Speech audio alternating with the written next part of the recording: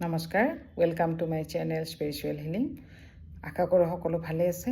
মই আজি আপোনালোকৰ ওচৰত এটা নাম্বাৰৰ বিষয় লৈ আহিছোঁ। যদি আপোনালোকৰ মূলাংক বা ভাগ্যাংক 5 হয়, অৰ্থাৎ যিকোনো মাহৰ 5, 14 বা 23 তাৰিখে আপোনালোকে জন্ম পাইছে, নাইবা গোটেই ডেট অফ বাৰ্থটো প্লাছ কৰি 5 হয়, তেতিয়া আপোনালোকক কি প্ৰফেশ্যনে শ্বুট কৰিব।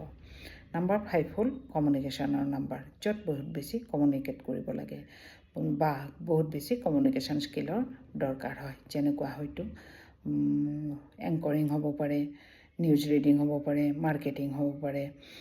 তেনেকুৱা ধৰণৰ প্ৰফেশ্যন নাম্বাৰ 5ক বহুত বেছি শ্বুট কৰে।